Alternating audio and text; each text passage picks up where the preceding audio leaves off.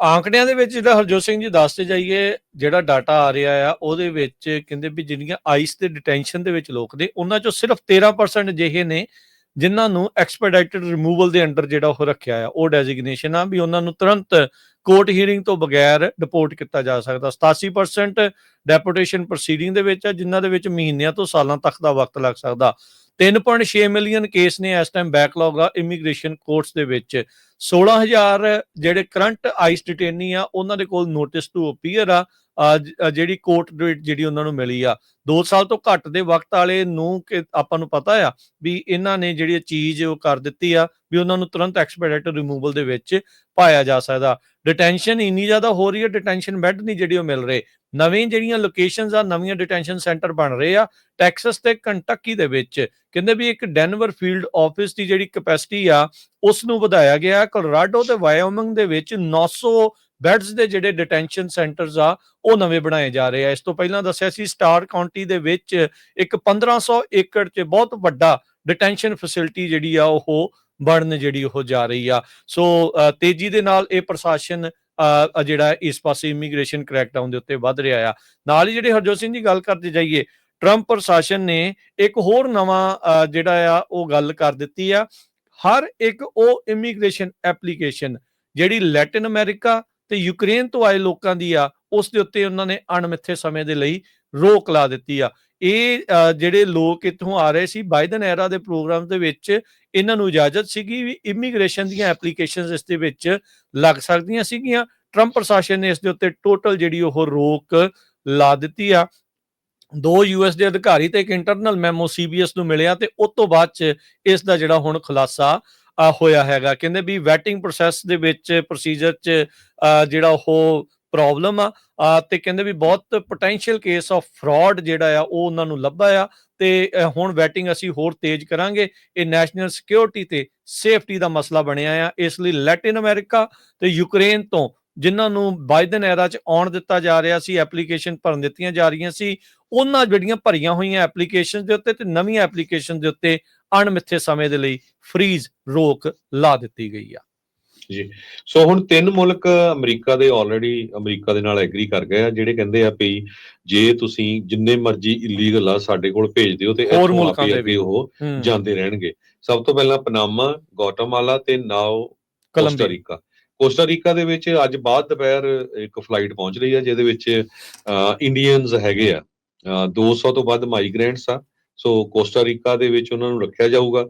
Military plain ਇੱਥੋਂ ਜਾਊਗਾ ਤੇ ਉਹ ਤੋਂ ਬਾਅਦ ਫਿਰ ਜੋ ਉਹਨਾਂ ਦੀ ਚੁਆਇਸ ਹੋਊਗੀ ਵੀ ਵਾਪਸ ਉਹਨਾਂ ਨੇ ਇੰਡੀਆ ਜਾਣਾ, ਜਿਹੜੇ ਜਿਹੜੇ ਮੁਲਕ ਦੇ ਹੈਗੇ ਆ ਉੱਥੇ ਜਾਣਾ ਹੈਗਾ। ਹਰਜੋਤ ਸਿੰਘ ਜੀ ਹੋਰ ਚੁਆਇਸ ਰਹਿ ਗਈ ਜਾਣੀ, ਉੱਥੇ ਹੀ ਜਾਣਾ ਹੈ ਉਹਨਾਂ ਨੇ। ਕੋਸਟਾਰੀਕਾ ਦੇ ਪ੍ਰੈਜ਼ੀਡੈਂਟ ਦੇ ਆਫਿਸ ਨੇ ਇਹ ਸਟੇਟਮੈਂਟ ਜਾਰੀ ਕੀਤੀ ਹੈਗੀ ਆ ਵੀ ਅਸੀਂ US ਦੀ ਸਰਕਾਰ ਦੇ ਨਾਲ ਕੋਲੈਬੋਰੇਟ ਕਰ ਰਹੇ ਆ। 200 ਦੇ ਕਰੀਬ ਜਿਹੜੇ ਇਲੀਗਲ ਇਮੀਗ੍ਰੈਂਟਸ ਆ ਉਹਨਾਂ ਦੇ ਮੁਲਕ ਦੇ ਵਿੱਚ ਅੱਜ ਬਾਅਦ ਦੁਪਹਿਰ ਫਲਾਈਟ 'ਚ ਉੱਥੇ ਦੀ ਜਿਹੜੀ ਕੈਪੀਟਲ ਆ ਕੋਸਟਾਰੀਕਾ ਦੀ ਸੈਨੋਜ਼ੇ ਆ, ਉੱਥੇ ਦੀ ਕੈਪੀਟਲ, ਉੱਥੇ ਪਹੁੰਚ ਰਹੇ ਹੈਗੇ ਆ।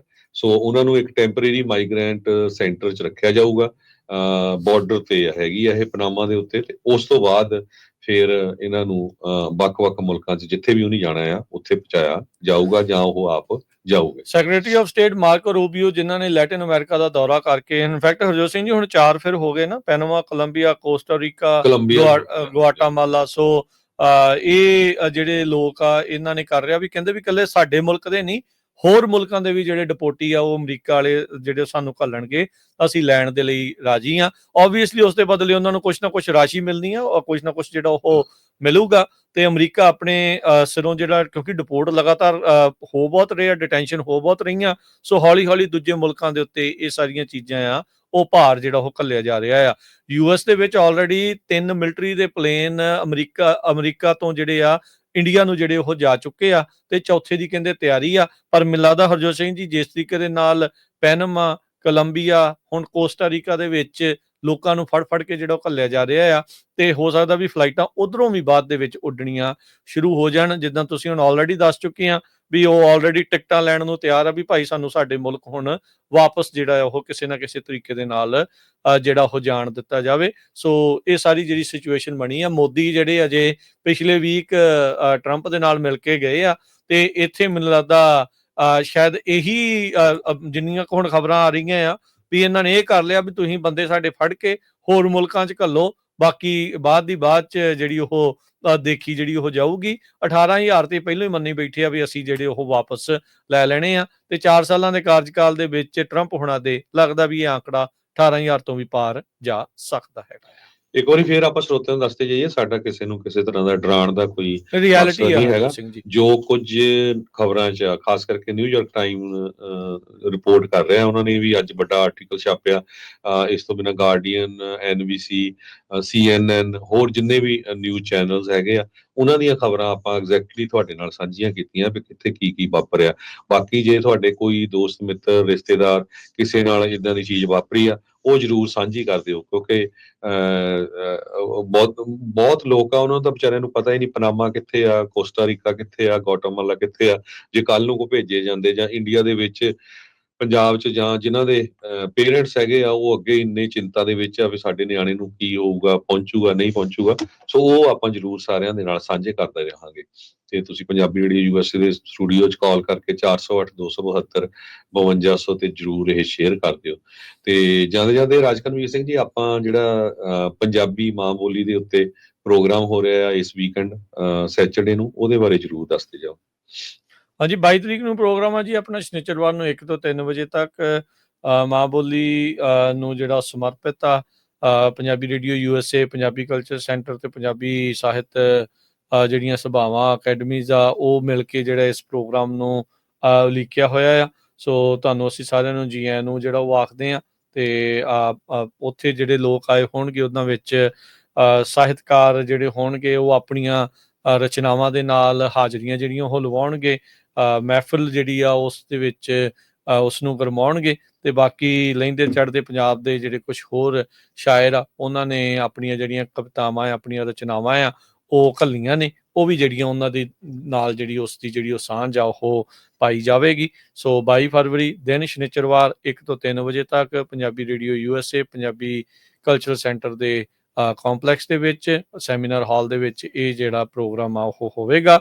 ਨੰਬਰ ਹੈ, ਐਡਰੈਸ ਹੈ 2125 north Barton avenue, 2125 north Barton avenue ਦੇ ਉੱਤੇ ਜਿਹੜਾ ਤੁਸੀਂ ਪਹੁੰਚਣਾ ਆ ਫ੍ਰੈਜ਼ਨੋ ਦੇ ਵਿੱਚ। 22 ਫਰਵਰੀ 1 to 3 PM, 2125 north Barton avenue. Punjabi ਮਾਂ ਬੋਲੀ ਦਿਹਾੜੇ ਨੂੰ ਸਮਰਪਿਤ ਵਿਸ਼ੇਸ਼ ਪ੍ਰੋਗਰਾਮ ਜੀ। ਪਰਿਵਾਰਾਂ ਸਮੇਤ ਪਹੁੰਚਿਓ, ਬੱਚਿਆਂ ਨੂੰ ਵੀ ਲੈ ਕੇ ਆਇਓ। ਜਿੱਥੇ ਆਪਾਂ ਰੌਲਾ ਪਾਉਂਦੇ ਆ ਵੀ ਸਾਰੇ ਸਾਡੀ ਪੰਜਾਬੀ ਮਾਂ ਬੋਲੀ ਨੂੰ ਬਚਾਓ, ਪੰਜਾਬੀ 'ਚ ਬੋਲੋ, ਪੰਜਾਬੀ ਪੜ੍ਹੋ, ਪੰਜਾਬੀ ਲਿਖੋ।